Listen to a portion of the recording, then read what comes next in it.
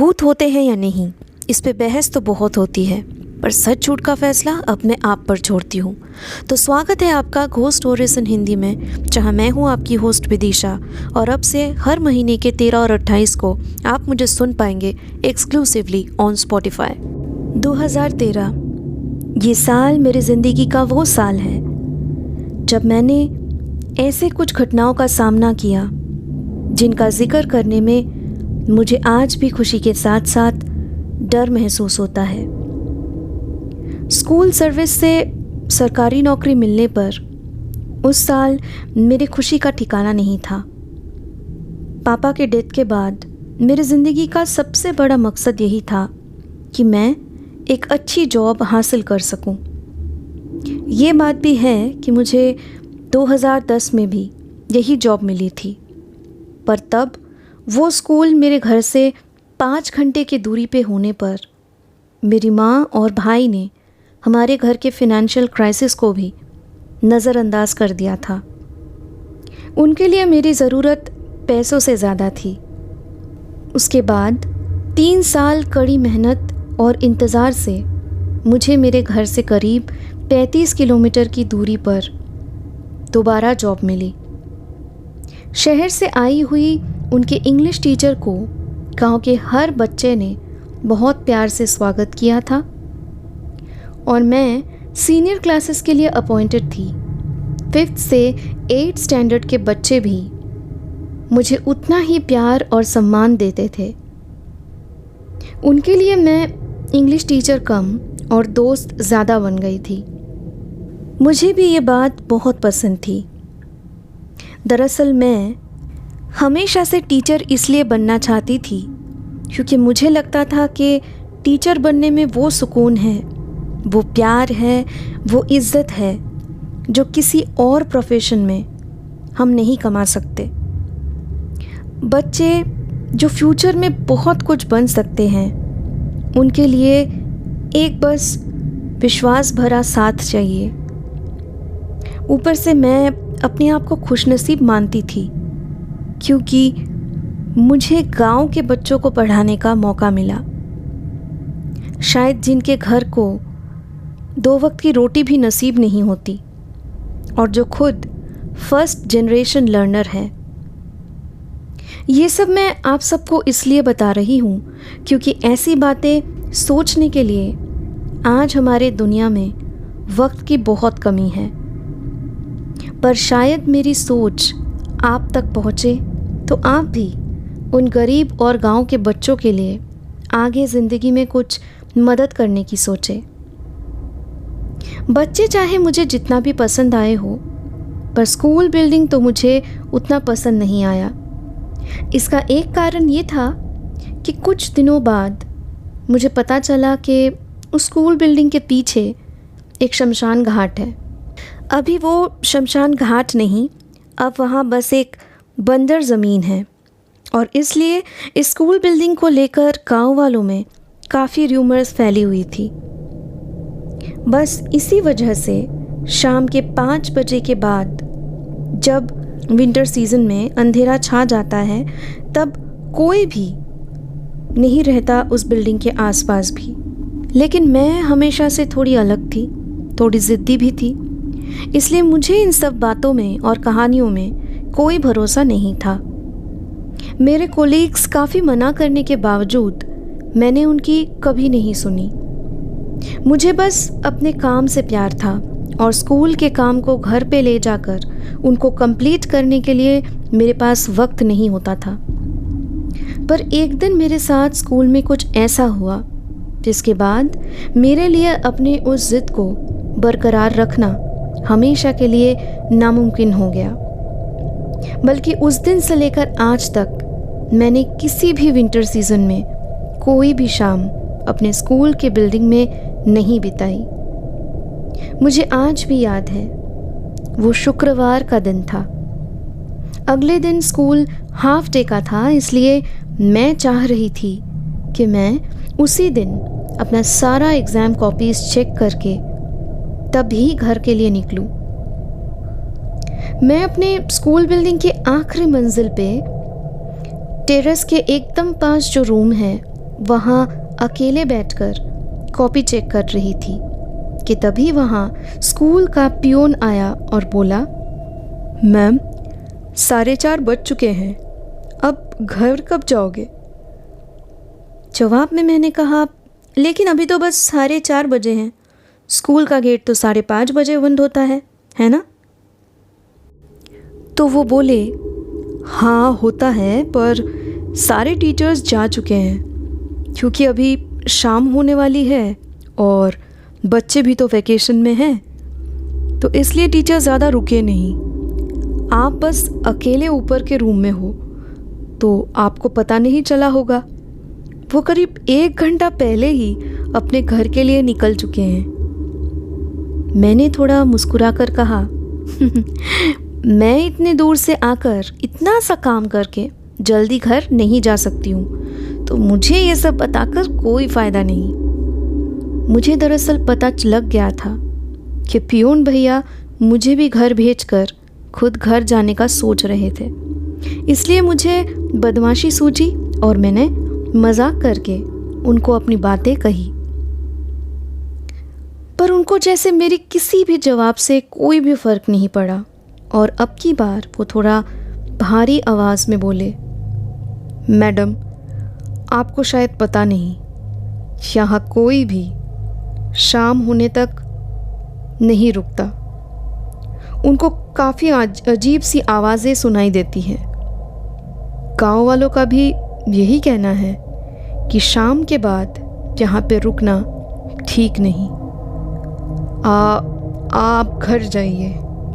देखिए, अगर आप चाहे तो आधे घंटे के लिए मैं यहाँ रुक सकता हूँ, पर उसके बाद मैं भी चला जाऊँगा। उनसे बहस करके कोई फ़ायदा नहीं होगा, यही सोचकर मैंने उनको कहा, ठीक है, आप 5 बजे तक ही रुक जाइए, तब तक मैं भी अपना काम कर लेती हूँ।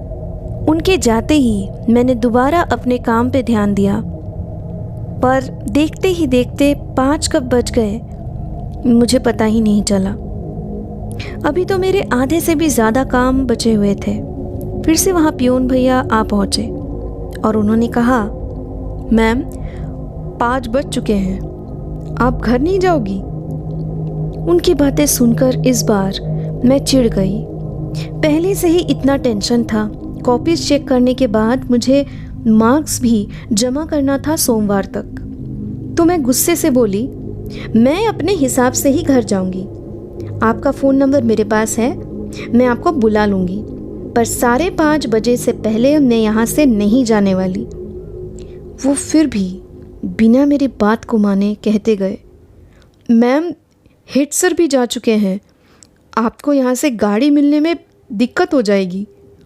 मैंने कहा, उससे क्या होता है, मैं ज़रूरत पड़ने पर 6 बजे की गाड़ी आने तक इंतज़ार कर लूँगी, आप प्लीज़ जाइए यहाँ से।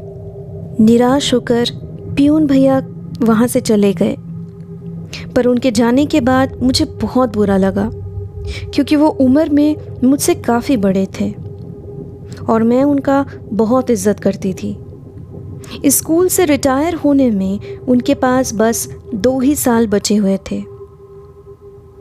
अगले दिन मैं उन्हें कैसे भी मना लूँगी, ऐसा मन ही मन सोचकर मैं वापस अपने काम पे लग गई। धीरे धीरे चारों तरफ अंधेरा सा होने लगा।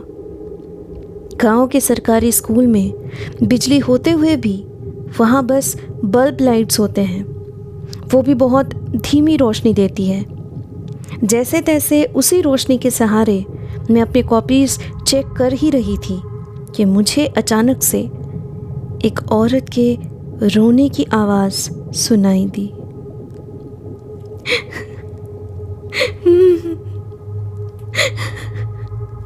जिस चेयर पे मैं बैठी थी उसके ठीक पीछे के दीवार से वो आवाज़ आ रही थी, जहाँ पे ब्लैक बोर्ड भी टंगी हुई थी।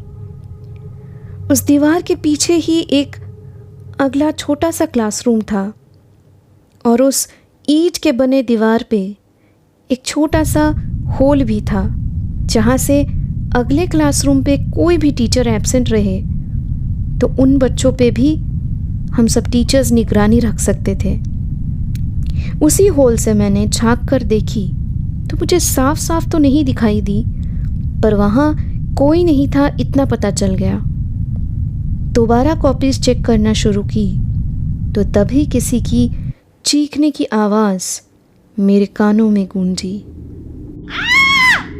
जैसे कोई बहुत ज़ोर से चिल्लाकर मेरे पास से गुजर गया हो। इस बार मैंने उतना रिएक्ट नहीं किया। अपने मन का वहम सोचकर मैंने इस बात को इग्नोर करके वापस कॉपीज देखने की सोची। पर बस कुछ देर बाद ही मुझे किसी के टेरेस पे दौड़ने की आहट सुनाई देने लगी, जैसे कोई टेरेस पे एक कॉर्नर से दूसरे कॉर्नर तक बस भागे जा रहा हो। इसी के साथ फिर से उस औरत के रोने की आवाज़ें सुनाई देने लगी।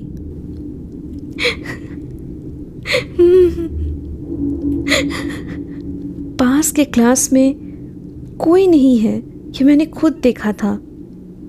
फिर ये रोने की आवाज़ कैसे आ रही है, ये सोचकर मैं परेशान हो गई। पता नहीं क्या हुआ मेरे रूम के बल्ब के लाइट का भी, जो कभी जल रहा था तो कभी बुझ रहा था। मैं पहली बार डर गई एक साथ इतना सब कुछ होते हुए देख और सुनकर। मुझे लगने लगा कि शायद इस स्कूल के बारे में जो भी र्यूमर्स हैं वो सच भी हो सकते हैं। मैंने तभी डिसाइड की कि अब यहाँ रुकना मेरे लिए सही नहीं रहेगा। वहम हो या सच, पर इस तरह मुझे मेंटली इल नहीं होना है। अपने टेबल में पड़े हुए सारे बिखरे हुए पेपर्स, पेन्स और रजिस्टर समेटकर मैं उस रूम से निकलने ही वाली थी कि तभी मुझे ऐसा महसूस हुआ कि मेरे ठीक पीछे कोई है। मैं तभी मुड़ने वाली थी कि जैसे मेरे कानों के पास किसी की हल्की सी हंसी की आवाज़ सुनाई दी। की आवाज़ सुनकर उस पल मुझे और कुछ समझ नहीं आ रहा था, जैसे कि मुझे समझ नहीं आ रहा हो कि मैं अब क्या करूं। फिर भी जैसे तैसे करके बिना पीछे मुड़े अब की बार मैं सीढ़ियों से नीचे उतरकर स्टाफ रूम की ओर भागी और वहाँ जाकर अपना लॉकर खोलकर सारी चीज़ें उसमें रख के बैग उठाकर मैं जैसे ही दरवाजे की तरफ जाने लगी, तभी मेरी आंखों के सामने अचानक स्टाफ रूम का दरवाज़ा अपने आप जोर से आवाज़ करके बंद हो गया। मेरे दिल की धड़कनें तेज़ हो गई और दिमाग भी काम करना शायद बंद कर चुका था। दरवाजे को खोलने की हिम्मत भी खो चुकी थी मैं। कुछ पल बुत की तरह वहीं खड़ी थी और उसके बाद पियून भैया को आवाज़ दी मैं, शंकर भैया, शंकर भैया, कहाँ हो आप? शंकर भैया। पर शंकर भैया ने कोई जवाब नहीं दी, तो मैंने उनको कॉल किया, पर उनका कॉल लग ही नहीं रहा था। मेरे पसीने छूटने लगे। मेरे स्कूल के आसपास किसी का घर नहीं था कि उन तक भी मेरी आवाज़ पहुंचती।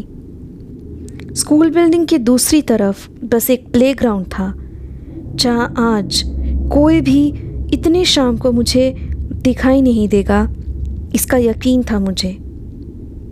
ये सब सोचे ही जा रही थी कि तभी मुझे वापस से वो सारी आवाज़ें एक साथ सुनाई देने लगी। आखिर क्या चाहते हो तुम सब? क्यों कर रहे हो ये सब कुछ? बंद करो ये आवाज़ें, मैं और नहीं सह पा रही। जाने दो मुझे।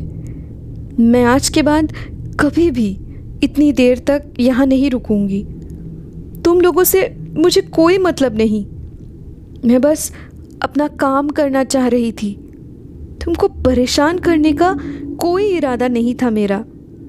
अब बहुत हो गया, जाने दो यहाँ से मुझे। मेरा कहना ख़त्म ही हुआ कि दरवाज़ा अचानक से अपने आप खुल गया।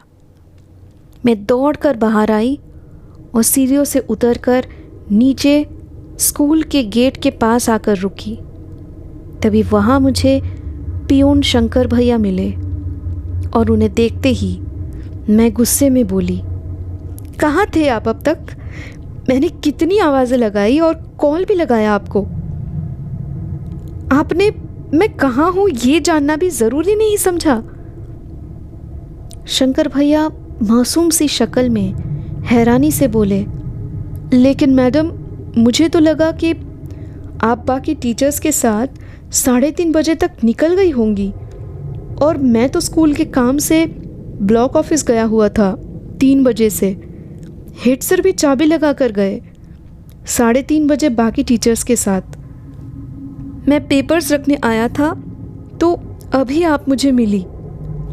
उनकी बातें सुनकर मैं सहमी सी आवाज़ में बोली, पर शाम के 4:30 और 5 बजे आप मेरे पास आए थे ऊपर के रूम पे। अगर आप बाहर गए हुए थे तो आप मेरे पास कैसे? क्या था? मुझे कुछ समझ नहीं आ रहा। पियून भैया धीमी आवाज़ में कुछ सोचकर बोले, मैडम आप घर जाइए। ये सब पहली बार नहीं हुआ है यहाँ। शाम के अंधेरे में इसलिए कोई नहीं रुकता। आप डरिए मत और भूल जाइए सब कुछ। पियून भैया की बातें तो मुझे याद रही, पर आज तक ना मैं उस दिन के घटनाओं को भूल पाई हूँ और ना ही मेरा डर कम हुआ है। पर हाँ, मैंने इस बात का खुलासा अपने स्टूडेंट्स को कभी नहीं किया। आज भी जब मुझे वो ऐसी डरावनी कहानियाँ स्कूल बिल्डिंग के बारे में सुनाया करते हैं तो मैं उनको र्यूमर्स ही बताया करती हूँ, ताकि उनके अंदर कोई डर ना घर कर जाए। ये थी आज की पैरानॉर्मल कहानी। आई होप आपको ये पसंद आई होगी। आज ही घोस्ट स्टोरीज़ इन हिंदी को स्पॉटिफाई पे फॉलो करें, जहाँ मैं आपके लिए लाऊंगी ऐसी कहानियाँ जो आपके डर के परिभाषा को बदल के रख देगी।